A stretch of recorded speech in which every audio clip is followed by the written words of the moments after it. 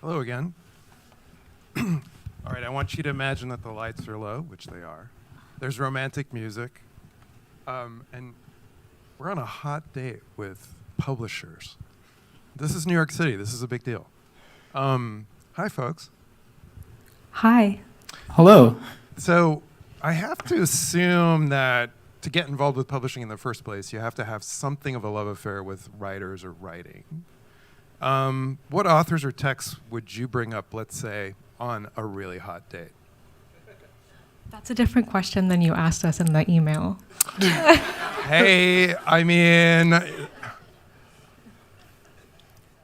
I'm reading a book right now, actually, all about making days hotter, which is, I don't know if you've heard Kim Stanley Robinson's Mars trilogy, gold classic, rereading Green Mars. And I actually really enjoyed, last week, he literally had a chapter that was 50 pages all about just meetings, and it was people meeting together to talk about how to structure Martian society. And they go through every single little detail of it, and they're a disaster. They're just irresolvable, irreconcilable differences that just can't work out. And actually, it was very reassuring because we spend a lot of time in meetings ourselves as kind of a collective enterprise to try to put things together. And you're like, you know what? Like, you don't have to solve everything. The important part is that you talk it through and you keep on working on it. That's good advice. I feel like when I'm in that situation, I offer somebody a cherry Coke. That usually helps. I prepared based on the question that was asked. It didn't have the hot date part, and I tried to do it for the audience, but I have 3 that I would offer. Lay it on it. Lay it on. So probably one of my favorite books is If You Want to Write by Brenda Euland. Does anybody know that book? It's published in the late 30s, I think, and Brenda lived in New York in Greenwich Village back then, or in her adult life, and was part of like the bohemian time, and she loved William Blake and she loved Vincent van Gogh, and the whole message of the book is like everyone is important, everyone is interesting and has something good to say. And she always told the truth, and she never did anything that she didn't want to do. And it's just a really nice, simple reminder, I think, of you have everything in you to do what you want to do if you just have the courage to tell the truth. She also taught writing classes a lot to people from all walks of life, and the whole book is just excerpts from essays that her students did, and it's really nice. And the other one I'll say is that I read obituaries because Myra Coleman says that she did it, and I like her. And she says she always reads the obituaries because there's so much life in obituaries. But it's true. Every Sunday I make myself read all of them that are in the paper, and it is quite inspiring. Yeah. I love that. Folks, are we going on a second date here with these guys? Yes? Tiffany Jow, hello. Hi. Editor-in-chief of an online publication that reaches about 15,000 readers. You release stories every Monday, but your whole issues drop monthly and are theme-based. It's called Untapped, and it's only 3 months old. As of yesterday, it's 3 months old. Congratulations. Yeah. And Nicolas Kemper, welcome. Publisher of a print publication that reaches nearly 2,000 readers. Issues come out every 2 months. And it's called New York Review of Architecture, and it started in 2019. Welcome. 4 years old. 4 years old, yeah. Well, why don't you, let's maybe start with you, Tiffany. Tell us a couple of things this audience should know about your publication. Ooh, okay. Some people here were at the launch party, I think, which is cool. I can't see everybody, but... I was there. You were there, yeah. Didn't you organize right? it? Oh, no. That was, yeah. We had a launch party last Saturday. Right. This was in February. Yeah. She came to our launch party too, actually. Yeah. I mean, it's a favor. Yeah. Yeah. But I really wanted to be there. I think you really wanted to be at mine too. That's true. Yeah. See, the love is happening. Yeah. So Untapped is, we launched 3 months ago, which is really crazy to think that. But we're published by a brand. We're published by a design company that's called Henry Built. and they create kitchen systems and furniture. They've been around for about 20 years. It's super nice. But we don't feature any of their products or projects, even though they are our funder. Instead, we tell stories about people that follow an approach that's central to this company, central to Henry Boat, which is using knowledge from the past that's been forgotten or overlooked and combining it with new ideas as a means to improve our lives. So that focus is what connects the two ventures, and that's it. But so there's many positives, I guess, to that, in the sense that we don't have any advertisers. We never will. If anything, we'll probably become a nonprofit. But, and I think for the brand, it's an opportunity for them to show that they care about things beyond just the products they make, and they care about contributing to the kind of critical discourse around architecture and design. So all of our stories are really long form, like 1,500, 2,000 words. We work with a range of critics, a lot in America, but also overseas too. Just look at things that look back to look forward, our tagline. So Great, thank you. And Nicholas. We had a hard time coming up with a mission statement. Just lots of unresolved meetings. So our tagline is New York Review of Architecture reviews architecture in New York. That seems pretty solid.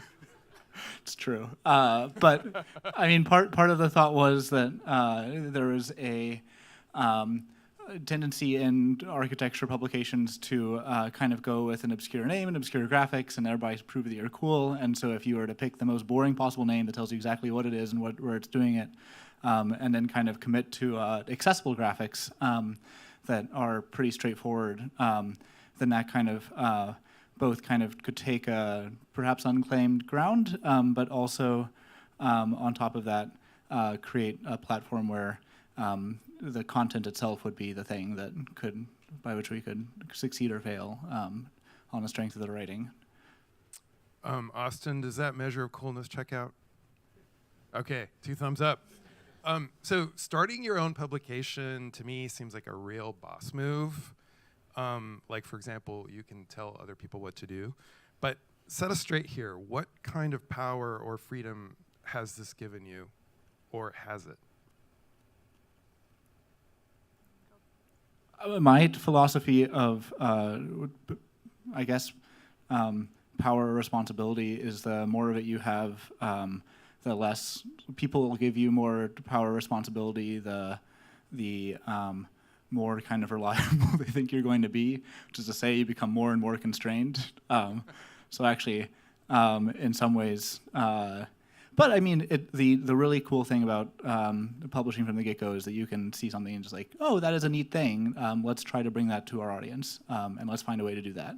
And as your audience becomes larger, then your standards become higher, and you have to really make sure that you can work with the person. But also, we've been very fortunate that our resources have also become larger, and so we are able to, therefore, put a lot more into elevating pieces than we were at the very beginning. I was trying to think of a piece of advice that someone gave me, and I think it was you about this. But Great. We were talking one time, and in terms of the power and responsibility, like Untapped has a budget, and it's bigger than any one I've ever had in my whole life as working for more traditional magazines and things like that. And I think we were talking about that, and you were like, well, you better do a good job or something like that. Oh dear. It's a really big opportunity in a way to like create something that's good and needed and well done, and like I feel like that is very much a responsibility of mine to live up to that with each issue that we do. Yeah. Thanks. So we talked a little bit earlier about what's on your mind. And one of you said making room for criticism. The other one talked about building trust. And I feel like making room for criticism and trust may be connected. And I'm curious, given the state of publishing, why do these particular issues matter to you? Well, I think that in my experience working in publishing, it has changed a lot to being very dictated by people outside of yourself. So in my experience, it changed what I wrote about, and it changed like how long the stories could be and what I could say, because the person might be giving the publication money. And that kind of pay-to-play dynamic is, it's fine, but like it feels, it doesn't allow for the kind of criticism that, or even just honesty that I think a lot of readers want. So I think that kind of relates to Brenda Euland's message of like, always tell the truth. And I think there's not a lot of space to do that on a big level. Like, I remember when we were brainstorming about what this journal would be, me and the CEO of Henry Built, he was like, well, there's no publications that do criticism. And I'm like, yes, there are. They're just not. Thank you. Yeah, like, well, it's just like, they're just not when you like are in line at Whole Foods looking at the magazine racks, like while you're waiting to check out. Like, they definitely exist. They're not. We do aspire to be in Whole Foods in the magazine. Okay. I wish that for you. I'll let him know. Thank you. But it's just, yeah, so it's like, yeah, giving people, making it more accessible in a way, putting it out there, and yeah. Also airports. Also airports. Yeah. Salons. The dream.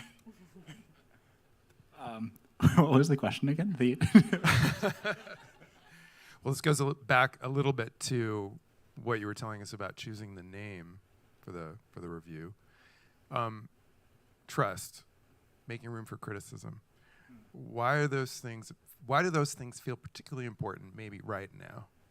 I guess also an important thing that's kind of in our DNA from the get-go, we started off very short. So the first issue was literally a single 11 by 17. So kind of something deadpan about being like New York Review of Architecture, and the nameplate took like, a fifth of the page, and there were only 2 pages. And every story actually jumped, so it says continued on page 2, which was the back. So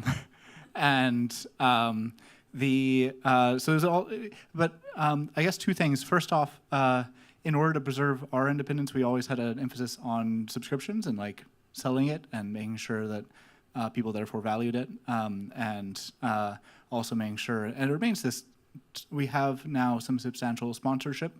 The sponsors have no editorial control, but our single largest source of revenue are subscriptions, which is really cool.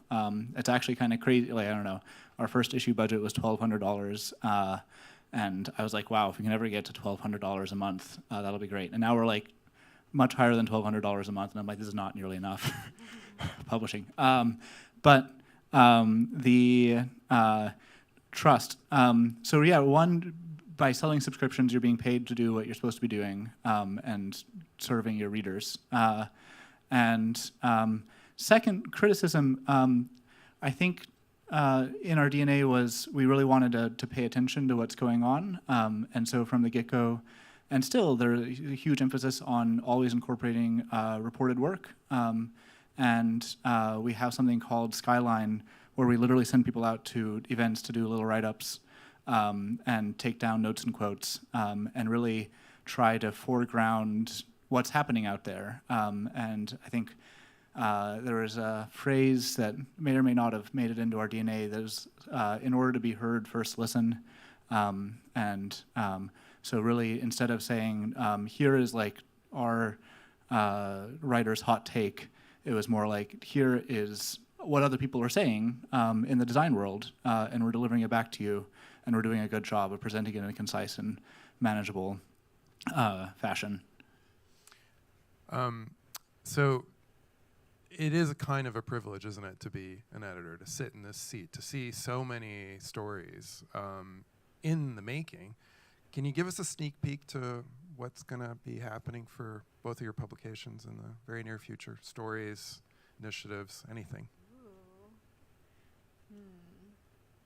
That actually makes me want to talk about something else. Can I do that? I mean, dodge the question. Take it us makes away. me think of like being in the editing process and what comes into the inbox sometimes, like in terms of how it can be better, or surprising things that happen when you work with people that you think are going to be great, and then they're late, or they don't fact check, or they didn't do the job. And I always find that really interesting and unacceptable in a lot of ways. Well, I don't know who said this, and it may actually have been about Rem Koolhaas, the architect, but being a journalist is growing up in the public eye, which is to say that as a writer, you actually grow over time. And the family, the village, so to speak, that helps you grow is, in fact, in large part, the editorial team and everyone involved with making a story happen, including sources. So I think that, yeah, I can empathize with what you're saying, including all those stories that you wish you could run and you can't for all sorts of complicated reasons.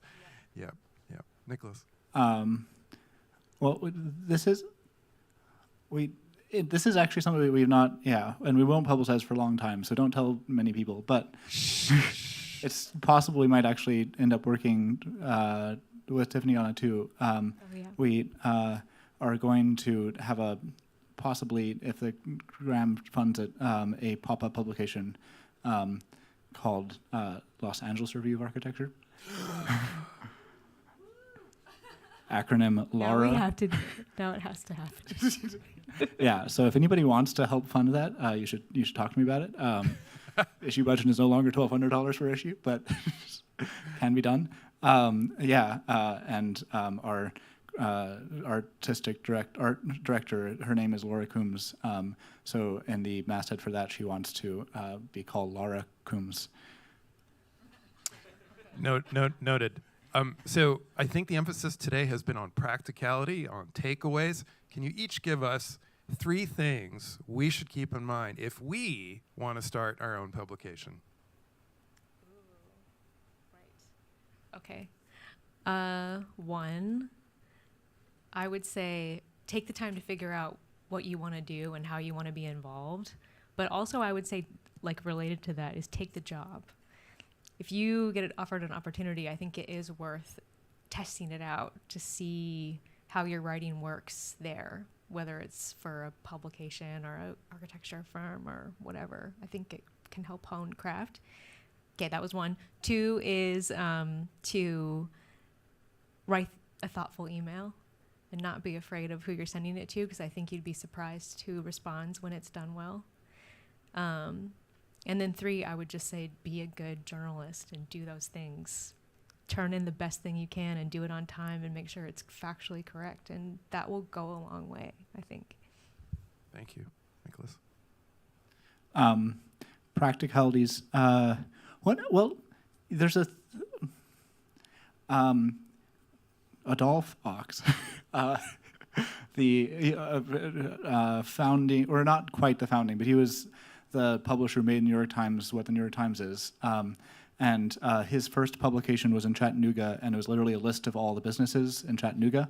And he went around and then sold it as, here's the list, and it made a lot of money. It made me think that essentially, like, any publication is essentially a list or a set of interlocking lists. And so think about, like, what is your list, or what are your interlocking lists, and how do they fit together, and who might be interested in those lists, and what are the practicalities of then fitting the lists together. So I've learned a lot about database management, actually, which is pretty cool. If anybody wants to talk about Airtable. I gave a little seminar about it for the first time last week to another publication, and they were like, Nicholas, you're a celebrity in our publication because you made our Airtable, because I set it up as a, if anybody knew, I have a double life as an Airtable specialist. Sign me up. Yeah. Let's see here. Other practicalities, 2 other practicalities. I guess, let me think. What about the events? Throw a good party. Oh, yeah, throw a good party. Yeah, we do that. Practicality number 2. We threw a great one last Saturday. I would highly recommend coming. The third one would be don't be afraid to, don't be afraid to have a very small publication, just in terms of, actually this might also not public information, but my wife and I have like a very small, we have an email list that we send out called Everything Bagels. That's our primary form of social media. That's like some friends and family on there. And it's one of our favorite things to like, send out various random life updates. And it's like very hard, even when people say they want to be added to it and we're like, yeah, we'll add you to it, we just forget. So it's not like a world-conquering social media like other social media platforms.